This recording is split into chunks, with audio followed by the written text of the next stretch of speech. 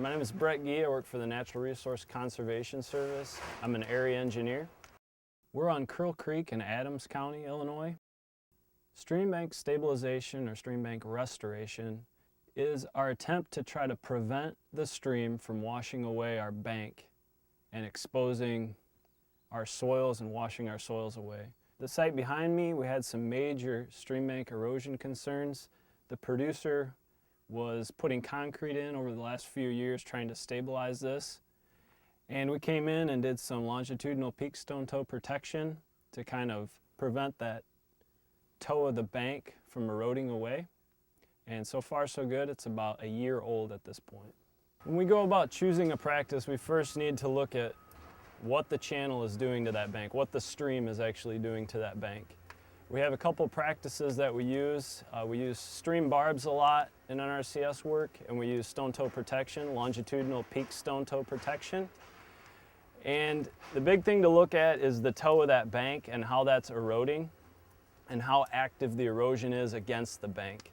When the erosion in the stream is right at the bottom of right at the toe of our bank and it's really working hard on that curve, we're going to use barbs. Barbs are more of an active practice. We're actually moving the channel a little bit. We're pushing the high velocities and the erosion. We're going to push that portion out into the center of the channel. Whereas longitudinal peak stone toe protection is we're kind of solidifying the toe slope of that bank. So when the stream comes in, it's kind of working on the toe a little bit at a time, and then the bank fails down to the peak stone and form a gradual slope. It needs to find a slope that it's comfortable at. The soil properties are stable at that slope, and then you'll see vegetation start to grow up from that soil at that point. This here is an example of longitudinal peak stone toe protection that was put in several years ago. We start with a triangle or a windrow of rock along the toe of the bank. And over time, we have the bank kind of slough to a stable slope back on the back side of our peak stone. And then we have some sedimentation also. And you can see as I walk upstream here, you don't see any more rock. And there is rock under my feet here. You can see where the stream has dropped sediment in here and just completely filled up the area. And now we have a very stable stream bank. A stream is a dynamic system. It's an active system. It's always moving, always changing.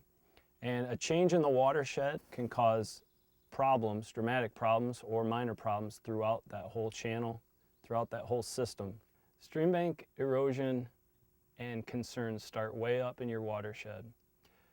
What happens in your watershed has a direct effect on your stream. Land use and changes in land use in your watershed can have an effect on your stream and how it's going to erode. And a change in your channel can also have an effect upstream and downstream. Changes in the watershed or land use in the watershed would include removal of forested ground or removal of a cropland possibly to maybe a parking lot.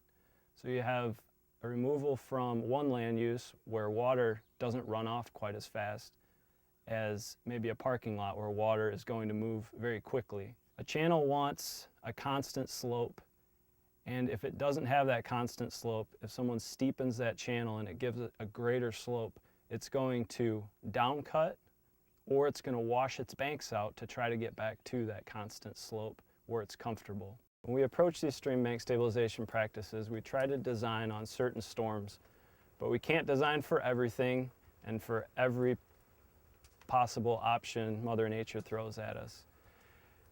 The landowner is going to always need to keep an eye on these practices and keep an eye on what's going on around where we put the rock. If we have some washing, we may need to do a little bit of maintenance on those areas. But if you stay on top of these practices, over time they should take care of themselves and it should be very little maintenance required.